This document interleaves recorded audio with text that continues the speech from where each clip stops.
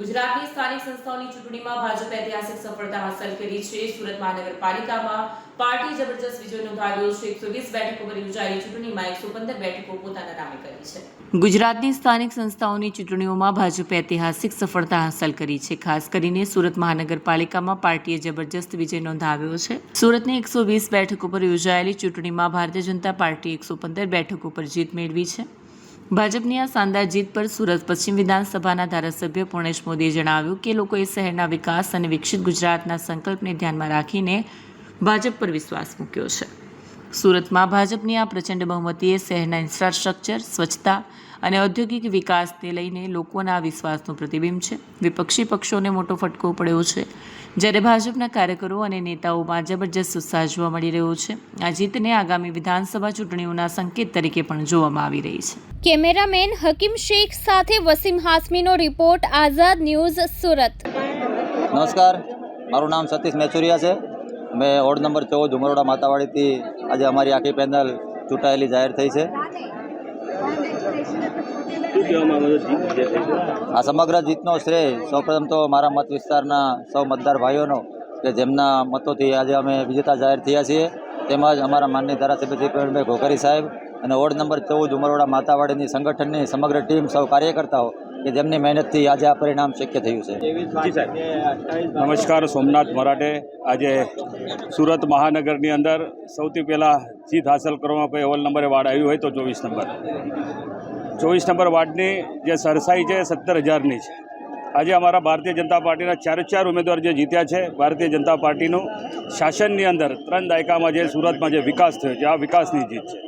અને અમે ward number 24ની અંદર સળંગ 15 વર્ષથી અમે પણ ત્યાં નગરસેવક છીએ, અમારા સાથી નગરસેવક છીએ। અમે સૌએ એક પ્લાનિંગ કરી હતી અને આવનારા 30 વર્ષ માટે જે પ્રાથમિક સુવિધા નવેસરથી મળે, નવેસરથી 24/7ની પાણીની લાઈન મળે, નવેસરથી ગટરનો મેન્ટેનન્સ થાય, આરસીસી રસ્તા બને, એ દિશામાં અમે જે કામ કર્યું એના સમર્થનમાં અમારા જે ઉમેદવારો છે એમને જે મતો મળ્યા છે, ખૂબ મતલબ એમને જે વધુ મતો મળ્યા છે। જે 2010માં જ્યારે પહેલીવાર હું કોર્પોરેટર ત્યારે હું 6,000-7,000ના લીડે જીતો, અને ત્યારબાદ અમે 15ની અંદર 8નું જીત્યા અને 21માં અમે 10-11 જીત્યા। આ વખતે અમે ડાયરેક્ટ જે અમારો કામ કરવાનો જે જીડીપી વધ્યો છે એના કારણે અમે 16-17ની અંદર 17,000ની જે જીત મળી છે, એ જીત અમારા ઉમેદવારોની સાથોસાથ અમારા જે કાર્યકર્તાની છે। અમારા કાર્યકર્તા 365 દિવસ જે કામ કરે છે, અને આદરણીય આપણા જલશક્તિ મંત્રી આદરણીય પૂર્વ પ્રદેશ અધ્યક્ષ CR પાટીલ સાહેબના નેતૃત્વમાં આજ સુરતની અંદર આ ચૂંટણી થઈ છે। હું પાટીલ સાહેબનો પણ આભાર વ્યક્ત કરું છું, અભિનંદન અમારા આદરણીય સુરત મહાનગરના જે અધ્યક્ષ છે પરેશભાઈ પટેલ, એમને પણ અભિનંદન આપું છું, અને અમારા તમામ મતદારોનો આભાર વ્યક્ત કરીને એમને અભિનંદન। આજે વોર્ડ નંબર 24 ઉધના દક્ષિણના 4 ઉમેદવારો જંગી બહુમતીથી ચૂંટાઈને આવ્યા છે। આ 1995થી આ ભારતીય જનતા પાર્ટીનો ગઢ છે, અને જે કોર્પોરેટર આવ્યા છે એ વિસ્તારમાં ખૂબ કામગીરી કરી છે। અને આમ બે 365 દિવસ ભારતીય જનતા પાર્ટીના કાર્યકર્તા એક્ટિવ હોય છે, દરેકને મળતો હોય છે, એના સુખ દુઃખમાં ભાગીદાર થતો હોય છે। પણ આ બધાની પાછળ અમારા સૌના માર્ગદર્શક કેન્દ્રના જળશક્તિ મંત્રી આદરણીય CR પાટીલ સાહેબ અને શહેર પ્રમુખ પરેશભાઈ પટેલ, એમના આગેવાની હેઠળ આ ચૂંટણી થઈ છે। એટલે ખૂબ સારી બહુમતી સુરત શહેરમાં આવી રહી છે। તમે જોઈ રહ્યા છો દરેક જગ્યા પર કમળ ખીલી રહ્યા છે। આ જ બતાવે છે કે ભારતીય જનતા પાર્ટીના જે કાર્યકર્તા પાયાના છે એ સતત 365 દોડતા હોય છે, અને એનું આ પરિણામ છે। ઇલેક્શન પહેલાં આમ આદમી પાર્ટીએ જે હવા બનાવી હતી, લોકો સમજી ગયા છે। ઇલેક્શન આવે પેલા આપણે નહીં કે ભાદરવાના કીડા કેમ નીકળી પડે, તેમ આ લોકો નીકળી પડે છે। અને હું ચોક્કસ કહીશ, આ લોકો ઇલેક્શન આવે છે ત્યારે જ લોકો પર આક્ષેપ કરશે, પ્રલોભન આપશે કે હું આમ કરીશ તેમ કરીશ। ભાઈ, તમે તો બોલો છો પણ લોકોએ કરીને બતાવ્યું છે।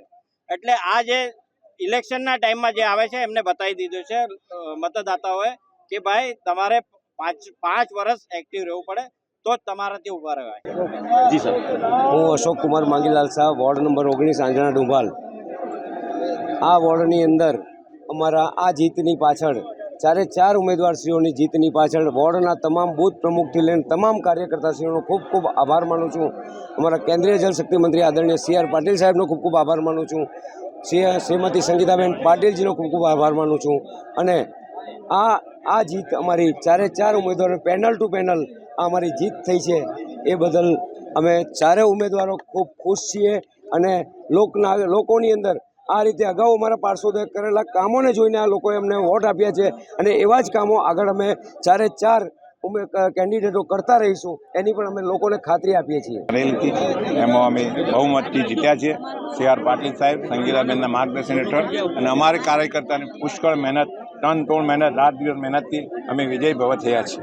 લહેર હતી જે બીજી પાર્ટીની શું કહેવામાં અમારો વિકાસ ગાથા હતી એના આજે કોઈ લહેર ચાલી નથી અને આગળ વિકાસ ગાથા અમારી ચાલુ રહેશે. અમે 365 પૂર્વ કોર્પોરેટરમાં 365 દિવસ પબ્લિક વચ્ચે જ રહ્યા છે. અમે બી રહીશું. એ જ રિઝલ્ટ આગળ બી મળતા રહેશે. શું ભેટ આપશે? એમને વિકાસના જ ભેટ આપશું, બીજી કંઈ અમારું કોઈ બીજું છે. Harshad Jariwala, ward number 12. હર્ષદભાઈ, કેવું લાગી રહ્યું છે જીત બદલ? આ જીત તો સામાન્ય છે. મારા નાગરિકોનો પ્રેમ જ હતો. છેલ્લા 20 વર્ષથી એ લોકો મને પ્રેમ કરે છે અને છેલ્લા 20 વર્ષથી એ લોકો વચ્ચે હું કામ કરું છું. મારે કંઈ આ સ્પોટલાઇટની જેમ નથી ઊભો રહ્યો. આ ક્ષેત્રમાં 39 વર્ષથી કામ કરું છું અને 20 વર્ષથી મારી ઓફિસ ઓડી બંગલા પર ચાલે છે. ત્યાં દરેક તકના ડોક્યુમેન્ટ્સના કામ અમે ફ્રીમાં કરીએ છીએ. આગળની રણનીતિ શું રહેશે? રણનીતિ એવી છે કે પહેલાં 3 પર હું ભારી થઈશ. એ લોકોને ગોતવા જવું પડતું હતું છેલ્લા 5 વર્ષમાં, પણ અમે લોકોને ગોતવા જઈશું. એક ગાડી બનાવશું પેન્ટ કરીને અને ગાડી દરેક સોસાયટીમાં જશે અને લોકોની ફરિયાદો એ ગાડીમાંથી થશે. આજે સવારથી જ સમગ્ર ગુજરાત અને ખાસ કરીને સુરતની વાત કરીએ તો જે રીતે સરવાટી ઉર્જાની જે શરૂઆત થઈ છે એમાં બધા ભારતીય જનતા પાર્ટીને ભગોળી રહ્યા છે. તાલુકા પંચાયત, જિલ્લા પંચાયત, મહાનગરપાલિકા, નગરપાલિકા, એટલે ગુજરાતનો જે વિકાસ છે એ વિકાસને ગુજરાતી જનતાએ સ્વીકાર્યો છે અને એને કારણે આપણે બધાએ જીતી શક્યા છે. આજે વિપક્ષોએ જે માહોલ બનાવ્યો હતો એના વિશે શું કહેશો? વિપક્ષનો જે માહોલ નેગેટિવ આખું વાતાવરણ હતું. અહીંયા છેલ્લા ઘણા સમયથી ભારતીય જનતા પાર્ટીની કેન્દ્ર સરકાર છે, રાજ્ય સરકાર છે, તાલુકા પંચાયત છે, જિલ્લા પંચાયત છે, મહાનગરપાલિકા, નગરપાલિકા છે, એટલે એને જે એમણે વિકાસના કામો થયા છે. આપણા મોદી સાહેબ, આપણા અમિતભાઈ, આપણા પોરબંદરમાં મુખ્યમંત્રી શ્રી હર્ષભાઈ, CRભાઈ અને અમારા કાર્યકર્તા અને જે વિકાસ થયો છે એના જોઈને પ્રજા મતદાન કર્યું છે અને ભાજપનો વિજય થયો છે. સમગ્ર ગુજરાતમાં ભાજપનો ભગવો લહેરાઈ રહ્યો છે. સુરત મહાનગરપાલિકામાં પણ તમામે તમામ બેઠકો પર અત્યાર સુધીમાં ભારતીય જનતા પાર્ટીના ઉમેદવારનો વિજય થયો છે. જે પ્રમાણે વિપક્ષે ભ્રમણા ફેલાવી હતી, ખોટી વાતો ફેલાવી હતી, જૂઠાણું ફેલાવ્યું હતું, એનો પર્દાફાશ થયો છે. પબ્લિકે પ્રતિપક્ષને જાકારો આપ્યો છે. આ તબક્કે સમગ્ર સુરત મહાનગર અને ગુજરાતની જનતાનો હૃદયપૂર્વકનો આભાર અને ઋણ સ્વીકાર કરું છું. સામેવાલાની લહેર એ એક કૃત્રિમ લહેર હતી, કુદરતી લહેર ન હતી. અને કૃત્રિમ લહેરનું ક્યારે ટાંકણી લાગે એટલે ફુગ્ગો ફૂટી જતો હોય તો એ પ્રકારે સમગ્ર ફુગ્ગો ફૂટી ગયો છે. એની વાતોમાં હવે કોઈ જનતા ફસાય એમ નથી અને જે પ્રમાણે એ લોકો જે વાતો કરે છે એની વાણી, વર્તન, વ્યવહાર એ બધું જુદું જુદું છે. એ જનતાને જાણી ચૂક્યા છે, એના કારણે એનો રકાસ થયો છે. એને કહેવામાં શું જાય છે? એને તો લોકોમાં ભ્રમણા ફેલાવી, જૂઠાણું ફેલાવવું, અફવા ફેલાવી, લોકો કેમ ક્લાઇમેક્સ કેમ આમ ઉત્તેજિત કરવું એ પ્રમાણેનું એમનું વલણ હોય. એનાથી કંઈ રાજનીતિ ચાલતી નથી. રાજનીતિમાં નક્કર કામ, ભારતીય જનતા પાર્ટીની ઇમેજ, વિચારધારા, આદરણીય નરેન્દ્રભાઈ મોદી સાહેબનું નેતૃત્વ, આ બધું જ પ્રજા જોઈ રહી છે.